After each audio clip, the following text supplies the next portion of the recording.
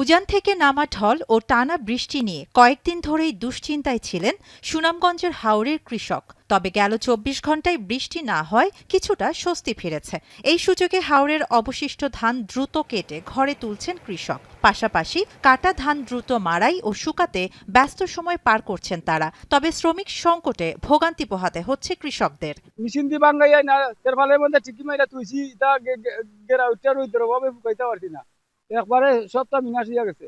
কৃষকের ধান কাটা পারে তো সব শ্রমিক করলে আর ধান কাটার সংকট পড়তো না, কৃষক সকল আর ভুক্তভোগী হইতো ধান কাটার লাই। 2 কের ক্ষেত কাটছি আর 2 কের ক্ষেত গেছে পানির তলে, এক কান্তে কাটতে না প্রথম নৌকা দিয়ে ফলাইছি।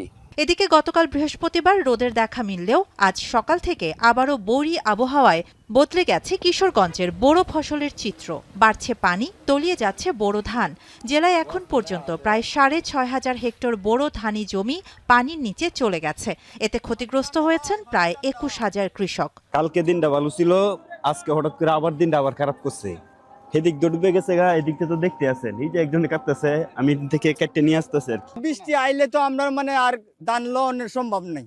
জামালপুরে টানা কয়েকদিনের ভারী বৃষ্টি ও কালবৈশাখী ঝড়ে বোরো ধান, পাট, আখ, ভুট্টা, সবজি সহ বিভিন্ন ফসলের ব্যাপক ক্ষতি হয়েছে।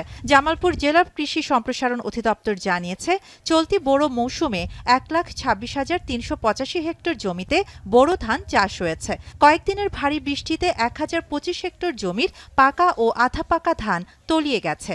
অন্যদিকে রোদ ও শ্রমিক সংকটের কারণে কাটা ধান মাড়াই এবং শুকাতে পারছে না কৃষকরা। আমি এক একর ধান কাটছি, পানি বাঁচাতে আমি ফুকা পাইতেছি না। ১০০ জায়গাটা শেষ আমার, আর মনে আর ৮-১০ কিলোমিটার কাটতে আছে। গেল কয়েকদিনের টানা বৃষ্টিতে তলিয়ে যাওয়া ধান রক্ষায় আপ্রাণ চেষ্টা চালিয়ে যাচ্ছেন নেত্রকোনার কৃষকরা। ইতিমধ্যে প্রায় অর্ধেক ধান তোলা হয়েছে। এখন পর্যন্ত নেত্রকোনায় প্রায় ১০,০০০ হেক্টর ফসলি জমি পানিতে ডুবে গেছে। একই অবস্থা শেরপুরেও।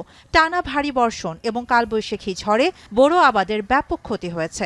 কৃষি বিভাগ জানিয়েছে, এখন পর্যন্ত ২৫০ হেক্টর জমির ধান কোথাও আংশিক এবং কোথাও পুরোটা পানির নিচে রয়েছে। কৃষকেরা আরও জানিয়েছে, দীর্ঘ সময় পানির নিচে থাকার কারণে ধান বিক্রি ও খাওয়ার অনুপযোগী হয়ে পড়েছে। পাশাপাশি নিচু জমির ধান গাছ পচে নষ্ট হওয়ায় গোখাদ্যের সংকট দেখা দিয়েছে। শাহানা জাহান, এখন।